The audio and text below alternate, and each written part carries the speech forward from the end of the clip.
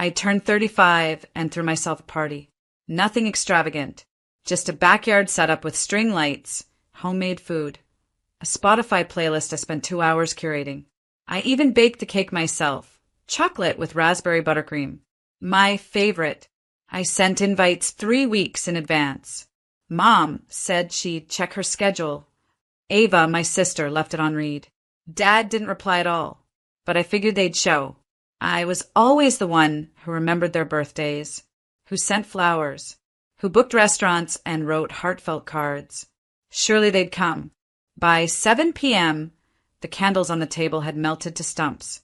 By 8 o'clock, the guacamole had turned gray. By 9 o'clock, I turned off the music and packed everything into Tupperware. No one came. Not one text. Not one excuse. Not one single call to say, I'm sorry. 5 days later, I got a group text from my mom. We're organizing Dad's 60th. A week in the Keys. $2,800 per person. Venmo me. No hello. No happy birthday I missed. No acknowledgement that they had ignored me entirely. Just a bill. I stared at the message for a long time, the words blurry from the rage tightening in my chest. And then I did the only thing that felt right. I sent her $2 with a note, congratulations. Then I went to the door, changed the locks, and blocked every number in my phone tied to blood. 3 days later, Ava tried to access the joint emergency fund, the one I had contributed to month after month. Well, they called me selfish and said I never really pitched in. Blocked. And just when I thought they'd finally leave me alone, the police showed up at my door. Ma'am, we received a report that you've been missing. Family said they're concerned for your safety. My name is Delilah Quinn, and from wherever you're watching this video, stay with me. Because when the people who never show up for you start screaming when you disappear, it's not because they care. It's because you took the oxygen they were quietly stealing and learned to breathe without them. When I was 8, my sister Ava got a brand new bike for her birthday. Pink, with a sparkly seat and white tassels on the handlebars. She didn't even ask for it.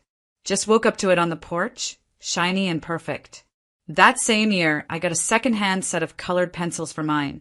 Half of them already used, most of them broken. Mom smiled when I opened them. You're the creative one, she said. Ava's more into sports. And that was the beginning. Ava was celebrated. I was functional. She got praise, attention, extra dessert. I got told I was so mature for my age, which in our house was just code for we expect you to understand things that hurt. By high school, Ava was skipping classes and hosting sleepovers that left the kitchen trashed. I was holding straight as and washing dishes without being asked. When she crashed Dad's car, they blamed the rain. When I missed curfew by 10 minutes because of a late bus, I was grounded for a week. Still, I kept showing up. Every holiday, every family dinner, every birthday, armed with gifts and patience and just enough hope that maybe this time they'd treat me like I mattered. Instead, I got used to hearing the same phrases on loop. Don't take it personally. She's just going through a phase. You'll understand someday. But someday never came. At 28, I loaned Ava $5,000 to get her through a rough patch. I never saw it again. At 31, I took care of Mom after her surgery. Changed bandages, cleaned the house, handled insurance paperwork. Ava came by once, for 20 minutes, left with a selfie and a story to tell her friends about how emotionally draining caregiving is. Still, they thanked her first in the group text. And me? You've always been the reliable one. Like that was love. When I planned my 35th birthday party, I knew better than to expect anything extravagant. But I thought maybe they'd show up. Turns out, I was still waiting to be seen by people who had made an art out of pretending I wasn't standing right in front of them. That night, after no one came, I sat on my porch staring at the flickering candles, and the only thing I could think was, how many more years will I waste hoping this time is different? I didn't know it yet, but I had already asked my last question of them. The next one would come in the form of silence, and that would be my first real answer. The day after I sent my mom $2 with the message, congratulations, I sat on my living room floor and opened every single drawer they'd ever had a key to, metaphorically and literally. The front door? Lock changed. The spare key I'd hidden under the flower pot for emergencies? Tossed. The shared streaming account that they used but never contributed to? Cancelled. The family group chat that only pinged me when someone needed help moving, borrowing money, or crying about their drama. I left it without a word. I went down the list and blocked every single number tied to my bloodline. Not out of anger. Out of clarity. It wasn't about deleting people. It was about removing access to me. My peace, my time, my energy. Things they had taken freely without ever asking if I had enough for myself. That day, I opened my freezer and stared at the leftover birthday cake I had wrapped in foil. Still untouched. I took a bite. Cold. Sweet. Dense with sugar and a quiet kind of grief. Then I threw it in the trash. There was no ceremony. No sad music playing in the background. Just the sound of a plastic lid closing. Final. After that, I logged into the joint emergency savings account. The one they'd all agreed was for family stuff, but which in reality meant I deposited $250 every month while Ava pulled money out for spontaneous spa trips and Dad used it to pay for his fantasy football bets. I had funded 90% of it. I froze it. I didn't drain it. I didn't steal. I just made it so no one could touch it, not without me present. 3 days later, Ava tried to withdraw $800. Declined. That was when the text started. First from her. Hey, I think something's wrong with the bank. Then from Mom. Did you change something with the joint account? Then again from Ava, this time more direct. Why are you being petty? It's not that deep. I stared at that last message for a long time. Not that deep? They hadn't shown up to my birthday. Hadn't texted, called, or acknowledged me. Had sent me a bill instead of sorry. But I was the petty one. I didn't reply. That was the day I turned my phone off for good. I told my clients they could reach me by email only. I logged out of social media. Deleted my photos from our shared iCloud folder. I didn't owe anyone an explanation. Because the truth was I hadn't disappeared. I just finally stopped giving them a front row seat to the life they never clapped for. And that silence, it wasn't passive. It was power. Ava tried calling 6 times in one day. I didn't answer. She left one voicemail, her voice sweet and fake and just tight enough to let me know she was angry, but trying to sound concerned. Hey, Del, just checking in. Not sure what's going on with the joint account, but I'm assuming it's a glitch. Let's talk soon, okay? I didn't call back. I didn't explain. Because here's what they never understood. I was never asking for attention. I was asking for respect. And when you stop giving people your labor, your money, your energy, your emotional first aid kit, they don't grieve the relationship. They grieve the loss of your usefulness. I saw it play out like a movie. First confusion, then concern, then irritation, then full-blown meltdown. By the end of the week, my mom had emailed me. We're family. We don't freeze each other out like this. I almost laughed. They didn't freeze me out? They skipped my 35th birthday like it was nothing. Sent me a bill 5 days later. Didn't send one message to ask if I was okay. But now that the ATM was offline, now we're family? I left the email unanswered. And that's when they did the most dramatic thing of all. They filed a missing person report. It's almost impressive, in a way, the leap they made from you're dramatic to you've disappeared. 3 days after I blocked everyone, 2 uniformed officers showed up at my door. I opened it in pajamas, holding a cup of tea. Ms. Quinn, we received a report from your family that you might be missing. They said you've been unreachable, and they're worried. I blinked. I'm not missing, I said. I just stopped answering people who hurt me. They looked at each other, like they weren't sure what to do with that. I invited them in. Showed them the birthday photos, candles lit, food untouched. Showed them the text asking for $2,800. The blocked calls. The Venmo message. The receipts. One of the officers actually sighed. Honestly, seems like they just didn't like you going no contact. I nodded. They apologized for the inconvenience and left. And that night, I posted a photo of myself, hair wrapped in a towel, book in my lap, mug in hand. Caption, not missing, just unavailable. No names, no drama, no hashtags, but I know they saw it Because silence may be invisible, but its weight? It's unforgettable. After the police left, I sat in complete silence. Not the awkward kind. Not the kind that makes your skin itch with loneliness. This silence felt earned. Like peace that had been waiting its turn for years. The officers had left with their little notepad and polite nods. They hadn't treated me like a threat. Just another adult who decided to set boundaries, which, imagine that, is not a crime. Still, I couldn't shake the absurdity. They reported me missing. No calls on my birthday. No knock on my door the day after. But the second I stopped being useful, I was suddenly lost. It wasn't concern. It was control dressed up in panic. The only thing missing was their ability to reach me. And that I was not returning. That same night, Ava posted on her Instagram story, not directly about me, but I know shade when I see it. Some people disappear and think it makes them mysterious, but mostly it makes them selfish. A beach selfie followed. Caption, #family first. Funny how the people who preach family first are always the ones who think that means you come last. I didn't reply, didn't screenshot, didn't even care, because I had my own version of reality, and for the first time, I wasn't editing it for someone else's comfort. Instead, I went to therapy. I started with 1 session a week, then 2. I unpacked things I hadn't said aloud in years. How I always felt like a guest in my own family, how being good meant being quiet, how Ava could ruin a birthday and still be the one they bought a gift for. My therapist looked at me after one particularly hard session and said, "You weren't difficult. You were just honest in a family that preferred denial." That sentence stayed with me.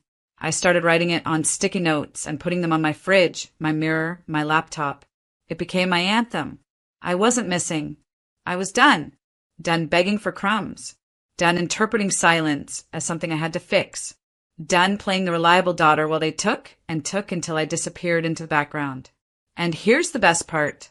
The more they panicked, the calmer I became. Because I realized the only thing they missed was the version of me they could guilt into staying. Now that she was gone, they had nothing left to manipulate. Just their own echo. Without me, they started slipping. Quietly, then all at once. I didn't see it firsthand, of course. I wasn't there. But word got around. People talk, especially when the person they used to lean on suddenly goes silent. It started with Ava. She tried to book the $2,800 birthday trip without consulting anyone. My mother assumed I'd be contributing as always. When I didn't, they were short. Hotels got downgraded. The surprise yacht dinner became a lakeside rental with boxed wine and plastic cutlery. The cracks were subtle at first. Small jabs, muttered complaints. But I wasn't there to mediate. And that's when the blaming started. Ava accused Mom of managing everything poorly. Mom snapped back, said Ava was just like her father. Dad, the quiet coward he always was, walked out halfway through dinner and didn't return till midnight. I heard all this from a distant cousin who called me out of nowhere. "Delilah, are you okay? It's a mess over here without you." That one sentence did something I didn't expect. It didn't make me feel guilty. It made me feel seen. Because all those years I was called dramatic, selfish, overreactive. The truth was, I'd been holding the whole damn house together with quiet sacrifices. And now that I'd stopped, the weight fell exactly where it belonged. They tried to act like I was invisible, replaceable, but when the glue disappears, things don't bend. They break. Meanwhile, I started breathing again. Real breathing. Deep in the lungs, into the belly, no tightness in my chest kind of breathing. I went to therapy twice a week. Started writing again. Took long walks at sunset. Phone on Do Not Disturb, not because I was avoiding anyone, but because no one left was worth answering. I launched a small design business from my guest room. Named it after a phrase my grandmother used to say, "Build soft, live loud." Clients started pouring in. Reviews were kind. Payments came on time. And best of all, no one in my inbox was asking me to fix a family mess I didn't make. I laughed more. I slept deeper. I remembered what my actual laugh sounded like, not the one I used to soften the room, the one I weaponized to keep peace. This one was real, and for the first time in my life, I didn't owe anyone an explanation for my joy. I wasn't missing from their world. They had just never imagined a version of me where I stopped asking for scraps and started building banquets. I was still here, still alive, still thriving, just no longer available to hold up a collapsing house I didn't set on fire. It was a Wednesday night when I wrote the letter. No dramatic music playing. No thunderstorm in the background. Just me, barefoot in sweatpants, glass of wine on the table, and an ache in my chest I hadn't fully named yet. I didn't plan to write it. It just came out like a purge, like something waiting behind my ribs for too long. The first line was simple. This is everything I never said out loud. Then came the flood. I wrote about the birthday party no one showed up for, about sitting at that table alone while the candles burned down and the cake went untouched, about waiting, still waiting for someone to text, "I'm sorry." I wrote about Ava, how I used to envy her, not for the attention, but for how easily love was given to her, how she never had to ask for softness, how even when she hurt people, someone swept in to protect her. Meanwhile, I was the one sweeping. I wrote about my mom, how her silence always cut louder than words, how her coldness trained me to think that withholding affection was normal, that love had to be earned by being useful. I wrote about my dad, how he watched all of it and said nothing, and how silence from a father feels like being erased in slow motion. And then I wrote about myself, the version of me they thought they knew, the strong one, the quiet one, the one who never needed anything, the one who handled it. And how all that strength they praised, it was survival, not choice. I told them I forgave them, but not for them, for me. Because forgiveness, I've learned, isn't letting someone off the hook. It's realizing you don't have to carry the weight anymore. When I finished, the letter was 5 pages long, my handwriting a little shaky, the ink smudged in a few places. I folded it, didn't read it back, didn't proofread, didn't pause to decide if it made sense. Then I walked outside to the backyard, lit a small fire in the pit, and dropped the pages in one by one. They curled at the corners, blackened, disappeared into ash. I watched every word burn. And the strange thing? I didn't cry. Not once. I just felt lighter. It wasn't revenge. It wasn't closure in the dramatic, shouted in their face kind of way. It was release. The kind of peace that only comes when you stop trying to get people to understand you, and instead, understand yourself. I finished my wine in silence, went back inside, brushed my teeth, slept with no dreams. That letter? They never got it, and they never needed to, because it wasn't for them. It was for the girl inside me who sat through 100 dinners where no one looked her in the eye. The girl who spent years wondering, what did I do wrong? The girl who finally knew. She wasn't broken. She was just surrounded by people who benefited from her silence, until she stopped being quiet. The morning of my 36th birthday, I woke up to the smell of cinnamon and coffee. Sunlight poured through the sheer curtains, warm and gold. In the kitchen, laughter bounced off the walls. My best friend, Mariah, was humming some old Whitney Houston track while making French toast. There were tulips in a vase I didn't remember placing there. It was soft, quiet, real, and it was mine, not a grand hotel, not a $2,800 island trip with fake smiles and matching polo shirts. Just joy that didn't need a price tag. At the table were people who showed up, not for optics, not for obligation, but because they loved me in the steady, sacred way I used to beg for from my family. Mariah, my coworker Jenna, and her wife. Isaac, my neighbor, who brought a bottle of wine and a loaf of banana bread with happy birthday carved into the top in chocolate chips. We ate, passed plates, made dumb jokes, and nobody checked their phone mid-conversation. At one point, someone said, "Delilah, you've got the calmest energy I've ever felt." And I smiled, because calm didn't used to be my story. I used to be tension wrapped in skin. The fixer, the good daughter, the second option. I used to wake up every birthday, wondering if they'd remember. If maybe this year, the cake wouldn't feel like an apology for something I didn't do. Now, I didn't wonder anymore, because I wasn't waiting for anyone to see me. I saw myself. After brunch, I curled up by the window with my journal. Not to vent, not to explain, just to remember. I wrote one sentence at the top of the page. They thought I disappeared. But really, I just stopped showing up for people who never showed up for me. That wasn't bitterness. It wasn't even sadness. It was truth. And truth is heavier than grief. But it holds you more honestly. They had told the world I was missing, painted me as unwell, unstable, distant. But I wasn't missing. I was unavailable to manipulation, to guilt, to being used up like a spare battery in the junk drawer. What they missed wasn't me. It was the version of me that absorbed their chaos, paid the bills they forgot, showed up to parties I wasn't invited to, and clapped for people who never clapped back. They missed their free labor. They missed their scapegoat. They missed the glue. But me? I didn't miss them. Because what I've learned is that peace isn't something you earn by being small enough to fit into other people's comfort zones. Peace is something you claim and protect and build walls around when necessary. That night, I lit one candle for myself. No cake, no singing, just me on my balcony under the stars, wrapped in a blanket of my own making. And as I watched the flame flicker, I whispered to no one, "Happy birthday, Delilah. You made it. Not just to 36, but to the other side,